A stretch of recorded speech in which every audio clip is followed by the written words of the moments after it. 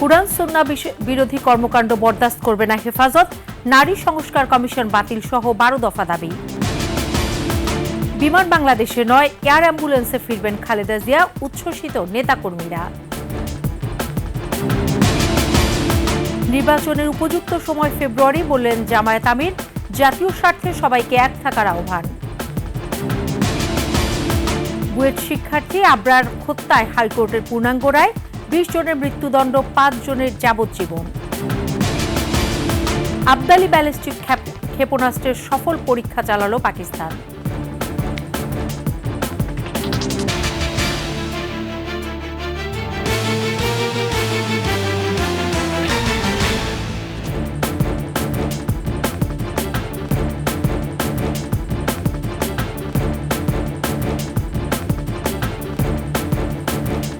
শুনছিলেন সংবাদ শিরোনাম। আমন্ত্রণ রাতের 21 সংবাদে, সাথে আছি সোনিয়া স্নিগ্ধা। দর্শক, 21 টেলিভিশনের সংবাদ একই সাথে সরাসরি দেখতে পাবেন আমাদের ফেসবুক পেজ www.facebook.com/2124 অনলাইনে। এছাড়াও সাবস্ক্রাইব করতে পারেন www.youtube.com/@21 ইটিভি চ্যানেলে। এছাড়াও সংবাদে আরও থাকছে শিল্প সাহিত্য ও বিজ্ঞান চর্চায় শিশুদের সম্পৃক্ত করার তাগিদ দিলেন 21 ভাইস চেয়ারম্যান তাসনুভা মাহবুব সালাম।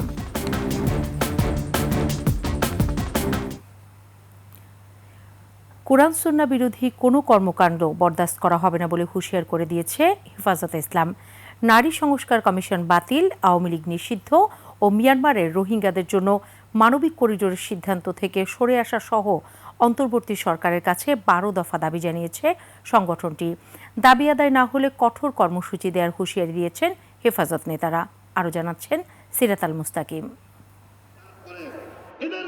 নারী বিষয়ক সংস্কার কমিশন বাতিল সহ বিভিন্ন দাবিতে রাজধানীর সোহরাওয়ার্দী উদ্যানে হেফাজত ইসলামের এই মহাসমাবেশ।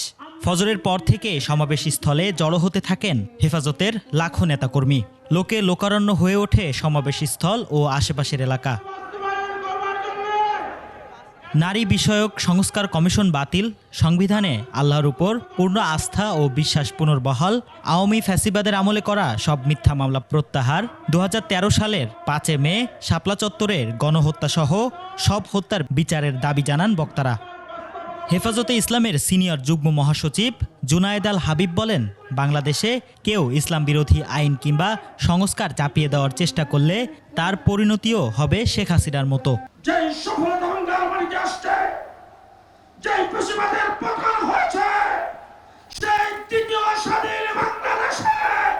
ইসলাম বিরোধীদের বিরুদ্ধে আবার মাঠে নামতে হবে কল্পনাও করি নাই।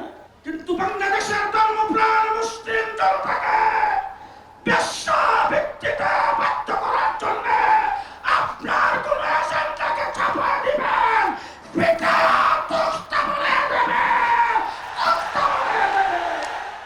নারী বিষয়ক সংস্কার কমিশন সংখ্যাগরিষ্ঠ মানুষের ধর্মীয় অনুভূতিতে আঘাত করেছে বলে মন্তব্য করেন হেফাজতে ইসলামের যুগ্ম মহাসচিব মামুনুল হক। তিনি বলেন, আওয়ামী লীগের পুনর্বাসনের চিন্তা করলে প্রয়োজনে তাদের সাথেও লড়াই হবে।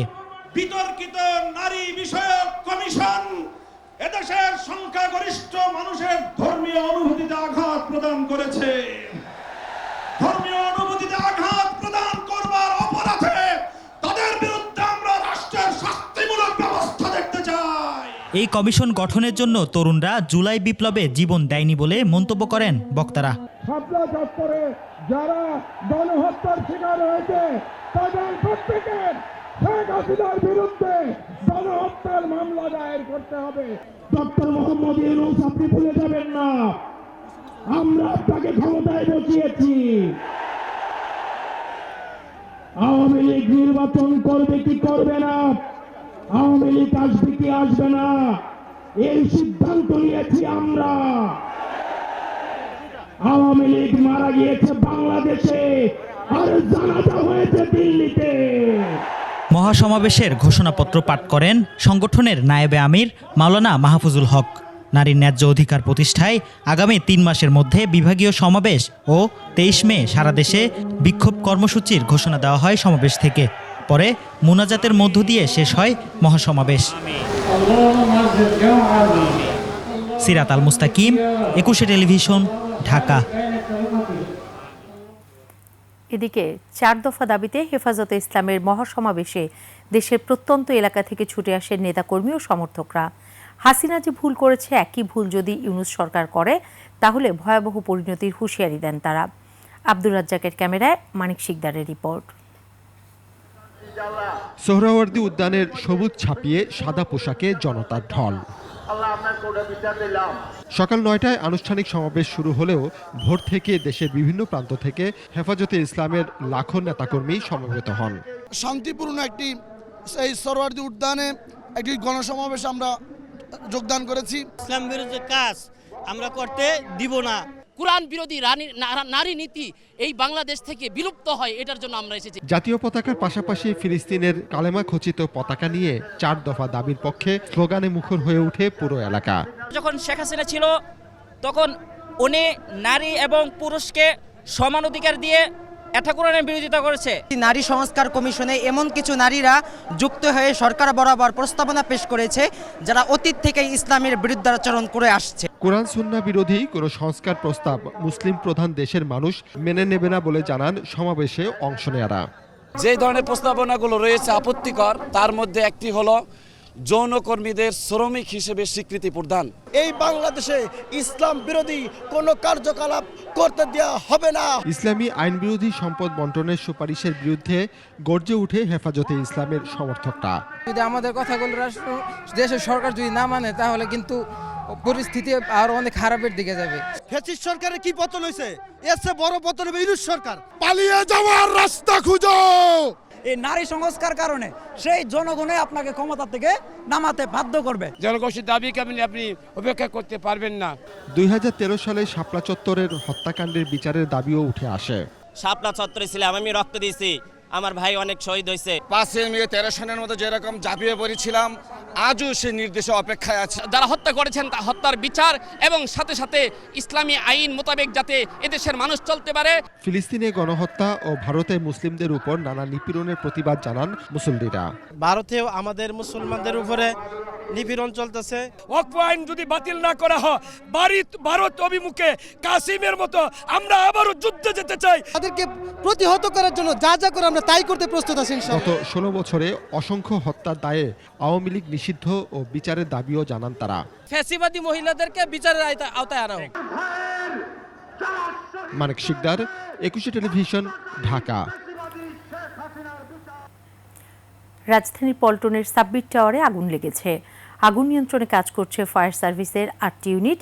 ঘটনাস্থলে আছেন সহকর্মী সোহেল সামি, যুক্ত হচ্ছি তার সঙ্গে।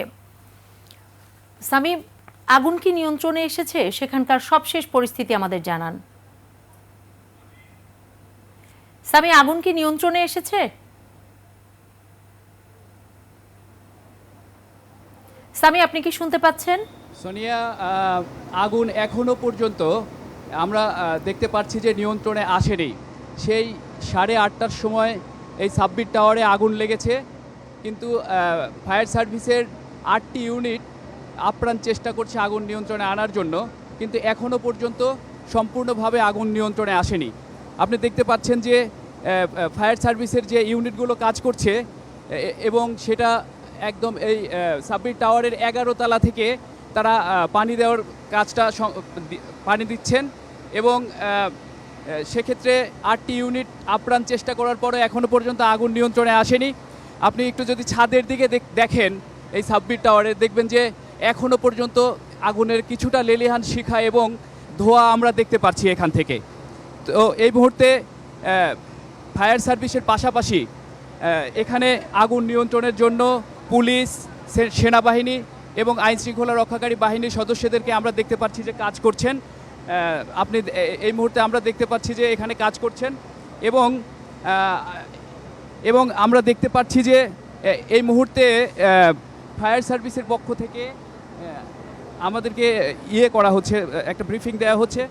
আমি যদি এটা আপনাকে শোনাতে চাই, 5100 ফ্যাক্টরি এবং দ্বিতীয় ফেজে 5206টি ফ্যাক্টরি পরিদর্শন করা হয়।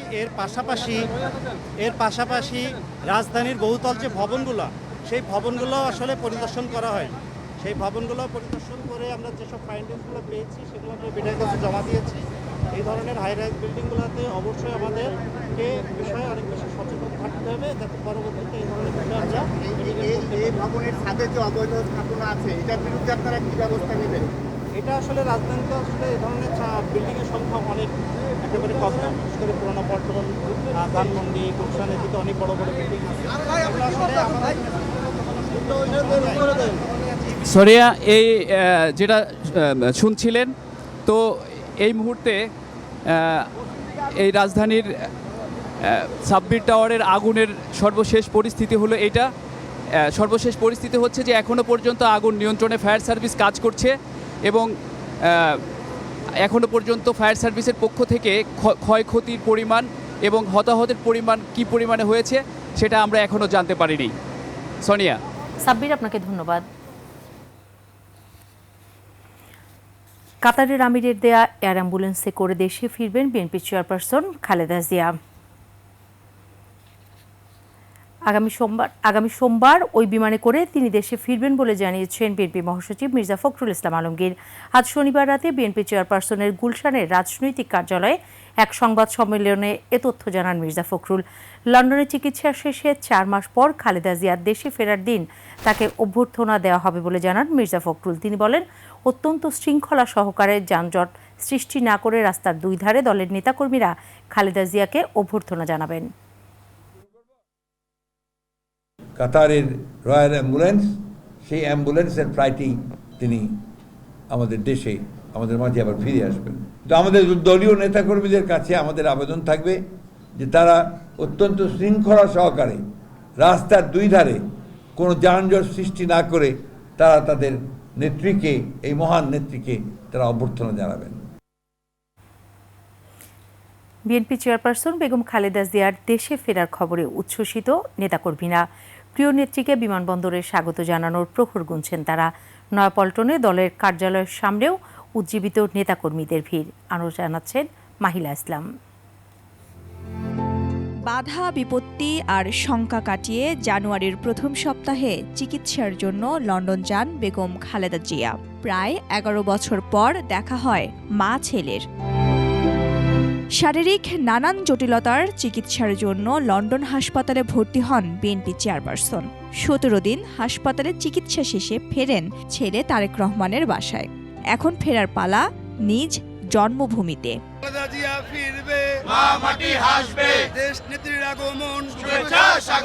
নেত্রীর দেশে ফেরার খবরে উদ্গ্রীব দলের নেতাকর্মীরা। একটা নিরপরাধ মানুষকে কেউ বন্দী করে রাখবে, এইটা কোনো গণতন্ত্র হতে পারে না। এটা হচ্ছে বাংলার মানুষের জন্য সবচেয়ে বড় সুখ। চিকিৎসা শেষে তিনি বাংলাদেশে ফিরছেন, এটাই আমাদের জন্য সবচেয়ে বড় প্রত্যাশা এবং আনন্দের। গণতন্ত্র প্রতিষ্ঠা করতে হলে ম্যাডামকেই সামনে রাখতে হবে। অবশ্য নেত্রীর দেশে ফেরাকে কেন্দ্র করে নেতাকর্মীদের দিক নির্দেশনা দিয়েছেন দলের নেতারা। দেশনেত্রীকে এক নজর দেখার জন্য হয়তো রাস্তার আশেপাশে তারা একত্রিত হবেন। যারা হবেন অন্তত সুশৃঙ্খলভাবে যেন থাকেন, কোনো অবস্থায় যাতে রাস্তার যান চলাচল বন্ধ না হয় এবং কোনো অপ্রীতিকর ঘটনা যাতে না ঘটে। সবকিছু ঠিক থাকলে সোমবার দেশের মাটিতে পা রাখবেন সাবেক প্রধানমন্ত্রী বেগম খালেদা জিয়া। নেতৃত্বের গুণ অর্জিত হয় ত্যাগ, সংগ্রাম ও অটুট দৃঢ়তার মাধ্যমে। প্রিন্স লোম্বার্ডির উক্তিটি যেন বেগম খালেদা জিয়ার জীবনের এক চিত্রস্বরূপ। অবশেষে চিকিৎসা শেষে ফিরছেন দেশে। নেতাকর্মীদের আকাঙ্ক্ষা আবারও নেতৃত্ব দেবেন রাজনীতির মাঠে। মাহিলা ইসলাম, 21 টেলিভিশন, ঢাকা। বাংলাদেশ জামায়াতে ইসলামের আমির ডাক্তার শফিকুর রহমান জাতীয় নির্বাচনের জন্য আগামী বছরের ফেব্রুয়ারি মাসকে উপযুক্ত সময় হিসেবে উল্লেখ করেছেন। তবে নির্বাচন ওই সময়ে সম্ভব না হলে সেটা এপ্রিল মাস পার হওয়া উচিত নয় বলেও অভিমত তার। খালিদ ইবনে মিজানের রিপোর্ট। শনিবার সকালে রাজধানীর মগবাজারের আল ফালাহ মিলনায়তনে অনুষ্ঠিত হয় জামায়াতের জেলা ও মহানগর আমির সম্মেলন। দীর্ঘ 14 বছর পর অনুষ্ঠিত এই সম্মেলনে সূচনা বক্তব্য রাখেন জামায়াতে ইসলামের আমির ডাক্তার শফিকুর রহমান। বার্ষিক জেলা ও মহানগরী জামায়াতের আমির আগামী বছরের ফেব্রুয়ারি থেকে এপ্রিলের মধ্যেই নির্বাচনের পরামর্শ দেন। আমরা মনে করি সরকারের ঘোষিত সময়ের ভিতরে সংস্কার সাধন করে নির্বাচন সম্ভব। এর জন্য দুটি সময়কে আমরা উপযুক্ত মনে করি। একটি হচ্ছে ফেব্রুয়ারি মাস সোজা শুরু হওয়ার আগে, আরেকটি হচ্ছে যদি কোনো কারণে এই সময়ের ভিতরে সংস্কারগুলো এবং বিচারের দৃশ্যমান প্রক্রিয়া জনমনে আস্থা সৃষ্টির পর্যায়ে না আসে, তাহলে ম্যাক্সিমাম এপ্রিল পার হওয়া উচিত নয়। নারী বিষয়ক সংস্কার কমিশনের কিছু প্রস্তাবকে তিনি পবিত্র কোরআন বিরোধী বলে মনে করেন। কোরআনের বিপক্ষে দাঁড়িয়ে কোনো সুপারিশ দিবেন আর বাংলাদেশের মানুষ মেনে নেবে তা কখনো। এই জন্য আমরা ওই রিপোর্ট প্রত্যাখ্যান করিনি, আমরা ওই কমিটিকে প্রত্যাখ্যান করেছি। ওই কমিটিই বাতিল করতে হবে। কমিটি শেষ তো রিপোর্টও শেষ। জাতীয় স্বার্থে সবাইকে এক থাকার আহ্বান জানান জামায়াতের আমির।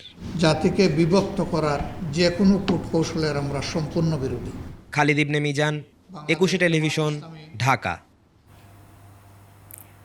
প্রায় 7 ঘন্টা ধরে পিটিয়ে হত্যা করা হয় বুয়েট শিক্ষার্থী আবরার ফাহাদকে। সে রাতে আসামি 25 জনের একজনও আবরারকে বাঁচাতে এগিয়ে আসেনি উল্লেখ করে পূর্ণাঙ্গ রায় প্রকাশ করেছে হাইকোর্ট। রায় আসামিদের আপিল খারিজ করে নিম্ন আদালতের দেয়া 20 জনের মৃত্যুদণ্ড ও 5 জনের যাবজ্জীবন বহাল রাখা হয়। শাকের আরজুর রিপোর্ট। বুয়েটের শেরেবাংলা হলের আবাসিক ছাত্র ও তড়িৎ কৌশল বিভাগের 2য় বর্ষের শিক্ষার্থী আবরার ফাহাদকে 2019 সালের 6 অক্টোবর রাতে ছাত্রলীগের এক নেতার কক্ষে নিয়ে নৃশংস কায়দায় পিটিয়ে হত্যা করে সংগঠনটির ক্যাডাররা।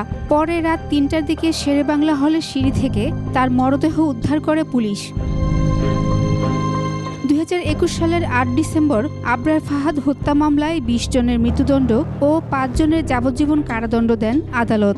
ঢাকা দ্রুত বিচার ট্রাইব্যুনাল 1-এর বিচারক আবু জাফর মোহাম্মদ কামরুজ্জামান ওই রায় ঘোষণা করেন। রায়ে বিচারক বলেছিলেন, শিবির সন্দেহে আবরার ফাহাদের বিরুদ্ধে মিথ্যা বানোয়াট ও ভিত্তিহীন অভিযোগ এনে নির্মমভাবে পিটিয়ে হত্যা করে আসামিরা। এমন ঘটনার পুনরাবৃত্তি যেন আর না ঘটে, সেজন্য সব আসামির সর্বোচ্চ শাস্তি প্রদানের সিদ্ধান্ত নিয়েছে ট্রাইব্যুনাল। নিম্ন আদালতের রায় যথার্থ উল্লেখ করে তা বহাল রেখেছে হাইকোর্ট। পূর্ণাঙ্গ রায়ে হাইকোর্ট বলেন, প্রায় 7 ঘন্টা ধরে পিটিয়ে হত্যা করা হয় বুয়েট শিক্ষার্থী আবরার ফাহাদকে। সেদিন আবরার ফাহাদকে 25 আসামির কেউ বাঁচাতে এগিয়ে আসেনি, ফলে তাদের আপিলটি খারিজ করা হলো। মৃত্যুদণ্ড বহাল থাকা 20 আসামির সবাই বুয়েটের প্রাক্তন শিক্ষার্থী। তাদের মধ্যে বিচারিক আদালতের রায়ের সময় থেকেই পলাতক 3 জন। অন্যদিকে যাবজ্জীবন কারাদণ্ড বহাল থাকা আসামি 5 জন। শাকের আরজু, 21 টেলিভিশন, ঢাকা। এবার ক্ষেপণাস্ত্রের পরীক্ষামূলক উৎক্ষেপণের সফলতার কথা জানালো পাকিস্তান। ক্ষেপণাস্ত্রের উৎক্ষেপণ ছিল সিন্ধু মহড়ার একটি অংশ, এমনটি জানিয়েছে দেশটির সেনাবাহিনী। এদিকে চলমান উত্তেজনার মধ্যে পাকিস্তানের পণ্য আমদানিতে নিষেধাজ্ঞা দিয়েছে নয়াদিল্লি। তবে ভারত এই যুদ্ধ চাপিয়ে দেওয়ার চেষ্টা করলে কঠোর ব্যবস্থা নেওয়ার হুঁশিয়ারি দিয়েছে ইসলামাবাদ। এদিকে উত্তেজনা কমাতে সংযত থাকার আহ্বান জানিয়েছে ইউরোপীয় ইউনিয়ন। বিস্তারিত আফসানা নীলার রিপোর্টে। পাক ভারত উত্তেজনার মধ্যেই এবার ভূমি থেকে ভূমিতে 450 কিলোমিটার দূরপাল্লার বস্তুতে আঘাত হানতে সক্ষম এমন ক্ষেপণাস্ত্রের সফল পরীক্ষা চালালো পাকিস্তান। পাকিস্তান সেনাবাহিনীর মিলিটারি মিডিয়া উইংয়ের বরাত দিয়ে এ খবর জানিয়েছে দেশটির বিভিন্ন সংবাদ মাধ্যম। পাকিস্তানের আন্তঃবাহিনী জনসংযোগ পরিদপ্তর ISPR জানিয়েছে, সেনা সদস্যদের কার্যকর প্রশিক্ষণ নিশ্চিত করা এবং কারিগরি সক্ষমতা যাচাইয়ের উদ্দেশ্যে ক্ষেপণাস্ত্র আবদালি উৎক্ষেপণ করা হয়। এর আগে পাকিস্তানের শীর্ষ সেনা কর্মকর্তারা জাতীয় নিরাপত্তা নিয়ে আলোচনা করেন। ISPR বিজ্ঞপ্তিতে জানায়, যুদ্ধ চাপিয়ে দেওয়ার যেকোনো চেষ্টার কঠোর জবাব দেয়া হবে। এছাড়া পাকিস্তান সেনাবাহিনী দাবি করে পরিস্থিতি অস্থিতিশীল করছে ভারত। এদিকে সীমান্তে বিচ্ছিন্ন গোলাগুলি আর পাল্টা পদক্ষেপের পর এবার বাণিজ্য যুদ্ধের দিকে এগিয়ে যাচ্ছে চিরপ্রতিদ্বন্দ্বী ভারত পাকিস্তান। পেহেলগামে সন্ত্রাসী হামলার পর দুই পক্ষের উত্তেজনায় যেন নতুন মাত্রা যোগ করতে যাচ্ছে নয়াদিল্লি। জাতীয় নিরাপত্তা এবং জননীতির স্বার্থে পাকিস্তান থেকে আমদানি নিষিদ্ধ করেছে তারা। ভারতের বাণিজ্য মন্ত্রণালয় থেকে এ সিদ্ধান্ত নেওয়া হয়েছে। ফলে পাকিস্তান থেকে সব ধরনের পণ্য প্রবেশ পরবর্তী নির্দেশ না দেয়া পর্যন্ত বন্ধ থাকবে। অন্যদিকে দেশ দুটির পররাষ্ট্রমন্ত্রীর সাথে ফোনালাপ করে পরিস্থিতি মোকাবেলায় সংযত হওয়ার আহ্বান জানিয়েছেন ইউরোপীয় ইউনিয়নের পররাষ্ট্রনীতি বিষয়ক প্রধান কাজা কালাস। আফসানা নীলা, ডেস্ক রিপোর্ট, 21 টেলিভিশন। পরমাণু শক্তিধর দুই দেশ ভারত পাকিস্তানের মধ্যে যুদ্ধ বাঁধলে শুধু দক্ষিণ এশিয়ার রাজনীতি নয়, প্রভাব পড়বে বিশ্ব রাজনীতিতেও। নিরাপত্তা বিশ্লেষক ও কূটনীতিকরা বলছেন, যুদ্ধকে কেন্দ্র করে বিশ্বেও দুইটি পক্ষ তৈরি হতে পারে, আর অর্থনীতিতে পড়তে পারে ব্যাপক প্রভাব। তাদের মতে ভারত যুদ্ধে আমেরিকা, রাশিয়ার মতো দেশের সহায়তা চাইতে পারে, আর পাকিস্তান সহায়তা চাইতে পারে চীন, রাশিয়া ও তুরস্কের মতো শক্তির কাছে। যুদ্ধের প্রভাব পড়বে বাংলাদেশেও। মফিউর রহমানের রিপোর্ট। ভারত নিয়ন্ত্রিত কাশ্মীরের পেহেলগামে সন্ত্রাসীদের অতর্কিত হামলা নিহত হয় ২৬ পর্যটক, আহত হয় আরও অনেকে। এ নিয়ে ভারত পাকিস্তানকে সরাসরি দায়ী করলে উভয় দেশের মধ্যে উত্তেজনা চরমে পৌঁছায়। দুই দেশই নিচ্ছে যুদ্ধের প্রস্তুতি। মুখোমুখি অবস্থানে আছে দেশ দুইটির সৈনিকরা। একে অপরকে নিষেধাজ্ঞা দেয় আকাশ ও স্থলসীমা ব্যবহারের ওপর। বিশ্লেষকদের মতে দেশ দুটির মধ্যে যুদ্ধ বেঁধে গেলে এর প্রভাব শুধু দক্ষিণ এশিয়ায় সীমাবদ্ধ থাকবে না, প্রভাব পড়বে সারা বিশ্বে। প্রত্যেকে তার মিত্র দেশের সহায়তা চাইতে পারে। ভারত মার্কিন যুক্তরাষ্ট্রের সাহায্য চাইবে, রাশিয়ার সাহায্য চাইবে। পাকিস্তান একইভাবে চীন এবং সম্ভবত রাশিয়ার সাথেও সহযোগিতা চাইবে। এর সঙ্গে যোগ হবে ইরান এবং তুর্কি। পাকিস্তানের বিরুদ্ধে ভারতকে রাশিয়া সাহায্য দিবে, চায়না কতটুকু অ্যালাউ করবে সেটা? হ্যাঁ, রাশিয়ার সাথে ভারতের সম্পর্ক খুবই আছে, কিন্তু রাশিয়ার সাথে চীনের সম্পর্ক আরও বেশি কঠিন, আরও বেশি কৌশলগত। আরব সাগর, ভারত মহাসাগর ও বঙ্গোপসাগরে বাণিজ্যিক নৌ চলাচল সীমিত হয়ে পড়তে পারে। এতে ক্ষতি হবে বিশ্ব বাণিজ্যে। যুদ্ধ বাজলে এই রাস্তার নৌ চলাচলের একটা প্রতিবন্ধকতা সৃষ্টি হবে, যেটা জাপান, চীন এবং সাউথ ইস্ট এশিয়ার কেউ চাইবে না। যুদ্ধ হলে সব সরবরাহ যেই আপনার ইয়েটা থাকে, সিস্টেমটা, ব্যবস্থা, সরবরাহ ব্যবস্থা কিন্তু ভেঙে পড়ে। It will be a devastating effect, it will be a catastrophic effect. পারমাণবিক শক্তিধর দেশ দুটির কারো অর্থনীতি দীর্ঘমেয়াদে বড় যুদ্ধ চালানোর মতো নয়। তবু যুদ্ধ যদি কোনোভাবে দীর্ঘস্থায়ী হয়, তবে বাংলাদেশেও এর প্রভাব পড়বে বলে মনে করেন তারা। বাংলাদেশ, পাকিস্তান, ভারত, এই তিনটা দেশের যে কোনো ঘটনা এইটা শুধুমাত্র দক্ষিণ এশিয়া নয়, আন্তর্জাতিক রাজনৈতিক এবং কূটনৈতিক পরিমণ্ডলে প্রভাব ফেলবে। এটার একটা প্রভাব বাংলাদেশের উপরে আসবে। দুই দেশের যদি অর্থনীতি ভেঙে পড়ে, তারও কিন্তু একটা প্রভাব আমাদের উপরেও পড়বে, কারণ আমরা অনেক কিছুই আমদানি করি এই দুইটা দেশ থেকে। আর আমরা কিন্তু এখনও যে কথাটা বলি নাই, সেটা হচ্ছে যে দুটোই কিন্তু পারমাণবিক শক্তি।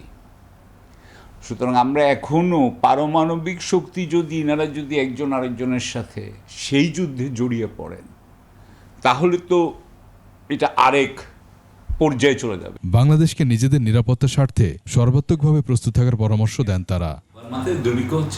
মফিউর রহমান, একুশে টেলিভিশন, ঢাকা।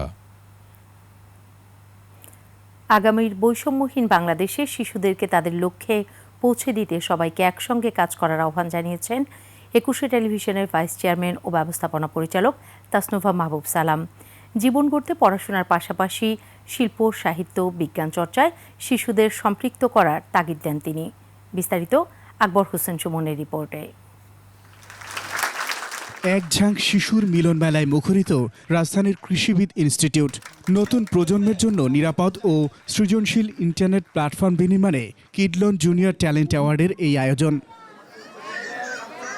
অনুষ্ঠানে প্রধান অতিথি একুশে টেলিভিশনের ভাইস চেয়ারম্যান ও ব্যবস্থাপনা পরিচালক তাসনুভা মাহবুব সালামের দৃষ্টিতে নতুনদের মেধায় গড়ে উঠবে আগামীর বৈষম্যহীন বাংলাদেশ।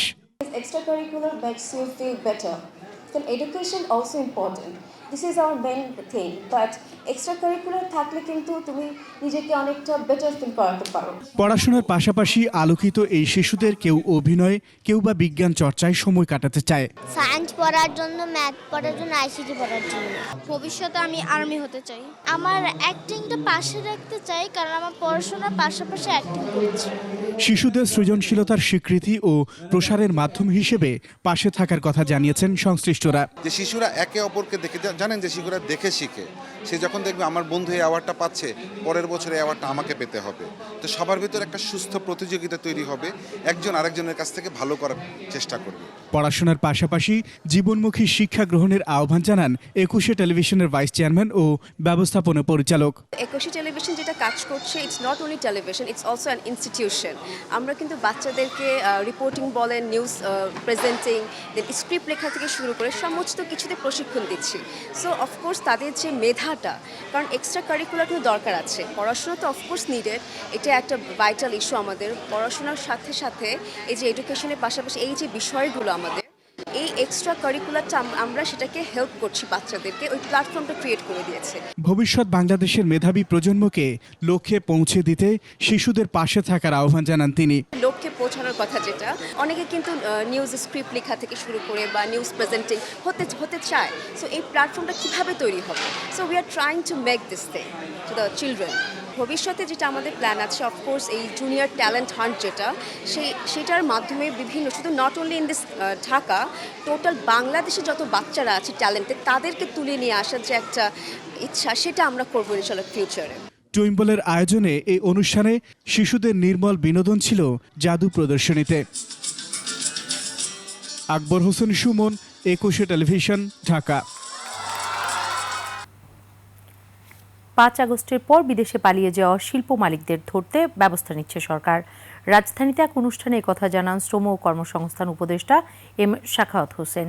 শিল্প মালিকরা কমপক্ষে 3 বছর রাজনীতি সংশ্লিষ্ট না থাকলে তাদের মনোনয়ন না দেওয়ারও আহ্বান জানান শ্রম উপদেষ্টা। আসিফ সুমিতের রিপোর্ট।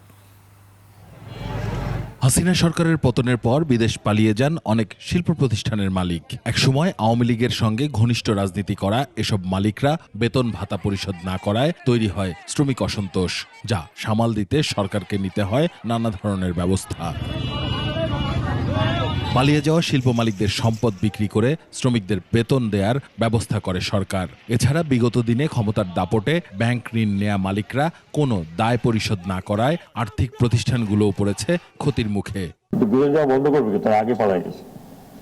কেউ জার্মানিতে, কেউ ওখানে বেশ ভালোই আছেন, কেউ তাদেরকে ধরে আনার ব্যবস্থা হচ্ছে, এবং এখানে যারা আছে তাদেরকে দিয়ে যা যা সম্পত্তি আছে সেটা আমরা 7 তারিখে হয়তো আবার আপনারা বলবেন, ব্যাংকের সাথে বসা হয়েছে অলরেডি, কি তাদের সম্পত্তি বাকি আছে যেগুলি নট টাইট, সেগুলো বিক্রি করার ব্যবস্থা হবে। শ্রমিক অধিকার সুরক্ষায় মালিক শ্রমিক সম্পর্ক নিয়ে ডিবেট ফর ডেমোক্রেসির বিতর্ক অনুষ্ঠানে এসব কথা বলেন শ্রম উপদেষ্টা। শিল্প মালিকদের অনিয়ম বন্ধে রাজনীতি থেকে বিরত রাখতে বিভিন্ন পদক্ষেপ নেয়ার আহ্বান জানান তিনি। রাজনৈতিক দলগুলিকে অনুরোধ করব যে আপনারা যখন নমিনেশন দেবেন, please look into it. Election কমিশনের দায়িত্ব হবে সামহাও আরপিওতে পরিবর্তন আনা, যে কোনো পার্টির সাথে মিনিমাম 3 বছর তিনি অ্যাক্টিভ না থাকলে তাকে নমিনেশন দেওয়া হবে না। অনুষ্ঠানে শ্রমিকদের ব্যক্তি বা দলের স্বার্থে কাজ করার সমালোচনা করেন শ্রম সচিব। তারা অনেক সময় পলিটিসাইজ হয়ে যায়, তারা ব্যক্তি স্বার্থের জন্য কাজ করে। আসিফ সুমিত, 21শে টেলিভিশন, ঢাকা। রাজশাহীর মধ্যবিত্ত এক পরিবারের সন্তান শাহরিয়ার আলম। রাজনীতির মাঠে নামার আগে ছিল খুব সাধারণ জীবনযাপন, অথচ আওয়ামী লীগের রাজনীতিতে যুক্ত হয়ে পদ পদবী, সংসদ সদস্য আর মন্ত্রিত্ব পাওয়ার পর হয়ে ওঠেন অতি অসাধারণ। নিজের ও পরিবারের নামে গড়ে তোলেন হাজার হাজার কোটি টাকার সম্পদ, জালিয়াতির মাধ্যমে দখল করেন অন্যের সম্পত্তি। হাসান আল মুবিনের ক্যামেরায় রাজশাহী বিভাগীয় প্রতিনিধি বদরুল হাসান লিটনের তথ্য ছবিতে ডেস্ক রিপোর্ট। ঢাকা থেকে গ্রামের বাড়ি রাজশাহীতে যাওয়া অথবা যে কোনো আনন্দ উদযাপন, সবখানেই এমন রাজকীয় মোটরসাইকেল শোভাযাত্রায় নিয়ে যাওয়া হতো শাহরিয়ার আলমকে। তাকে নিয়ে যে পথে এমন হাজার হাজার মোটরসাইকেলের শোভাযাত্রা থাকত, সে পথে বন্ধ হয়ে যেত অন্যান্য যান চলাচল, আর তার বিশাল বাড়ি সবসময় থাকত দলীয় নেতাকর্মীদের পদচারণায় মুখর। 5 আগস্টের পরের বাস্তবতায় সেই বাড়িতে এখন পোকামাকড়ের বসবাস। অনিয়ম আর দুর্নীতির নীরব সাক্ষী হয়ে দাঁড়িয়ে আছে বাড়িটি। ভাঙচুর করেছে, মানে কালি রুমে কেমন নাই, ভূতের অবস্থা। একটা কেয়ারটেকার ছিল, সেও জানেন ভাই পালায় চলে গেছে। এখন পোকামাকড়ে বাস করতেছে, মানুষ তার বাস করতে পারতেছে না। রেলের একজন সাধারণ কর্মচারীর সন্তান শাহরিয়ার আলম ঢাকায় এসে বন্ধুদের সাথে মিলে শুরু করেন গার্মেন্টস ব্যবসা। পরে যোগ দেন রাজনীতিতে। 2008 সালে রাজশাহী 6 আসন থেকে হয়ে যান সংসদ সদস্য। আওয়ামী লীগ সরকারের টানা 4 মেয়াদেই এমপি ও 2 বার ছিলেন পররাষ্ট্র প্রতিমন্ত্রী। এতেই ফুলে ফেঁপে ওঠে তার সম্পদ। অর্থ সম্পদের নেশায় পড়ে শুরু করেন জাল জালিয়াতি। অনিয়ম দুর্নীতি, এই নদী কাটা সর্দি দুর্নীতি, তারপর জমি জমা বহুত কিনেছে। এটা চাঁদাবাজির থেকে শুরু করে জমি জাতি দখল সবকিছুই তার নিয়ন্ত্রণে ছিল। গোদাবাড়ির বসন্তপুরে 52 বিঘা জমির উপর গড়ে তোলা নর্থ বেঙ্গল অ্যাগ্রো ফার্মসটি শাহরিয়ার আলমের। তবে এর 40 বিঘা জমি নিয়েছেন জালিয়াতি করে। বাকি 12 বিঘা আদিবাসীদের উচ্ছেদ করে নেয়া খাস জমি। স্টার্টের সময় আমি বাধা দিলাম, বাধা দেওয়ার পরে বলছে আমার আইনত জটিলতা আছে, যার জন্য আমি এই পন্থা অবলম্বন করছি। আমার ছেলে আপনাকে ঠকাবে না, আপনাকে টাকা দিয়ে দেবে। হ্যাঁ, এর জন্য আমার কাছে দাম হয়েছিল 11 কোটি টাকা, ব্যাংকে দেবে 6 কোটি টাকা, আমাকে দেবে 5 কোটি টাকা। আমাকে 50 লাখ টাকা দিয়ে পরে আর টাকা দেয়নি, জমি রেজিস্টার্ড করে নিছে। আদিবাসীদের জমি দখল করতে গিয়েছিল, দিয়ে ওদেরকে মারধর করা হয়েছে। দেশের বিভিন্ন জায়গায় রয়েছে শাহরিয়ার আলমের 8টি পোশাক কারখানা। রাজশাহীতে গড়ে তোলেন বেসরকারি মেডিকেল কলেজ, হাসপাতাল। এছাড়া চারঘাট, বাঘা ছাড়াও নাটোরের লালপুর, পাবনার ঈশ্বরদী, ঠাকুরগাঁও ও লালমনিরহাটে তার সম্পদ রয়েছে বলেও জানান স্থানীয়রা।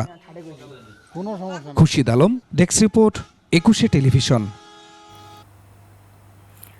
রাখাইনের মধ্যে রোহিঙ্গাদের জন্য আলাদা রাজ্য প্রতিষ্ঠার যে প্রস্তাব বাংলাদেশের জামায়াতে ইসলামের আমির দিয়েছেন, মিয়ানমারের জান্তা সরকার তা প্রত্যাখ্যান করে বলেছে এটি দেশটির সার্বভৌমত্ব ক্ষুণ্ণ করেছে। জান্তা সরকারের বিবৃতির বরাতে শুক্রবার এই খবর দিয়েছে মিয়ানমারের নির্বাসিত ব্যক্তিদের হাতে গড়ে ওঠা সংবাদ মাধ্যম দ্য ইরাবতী।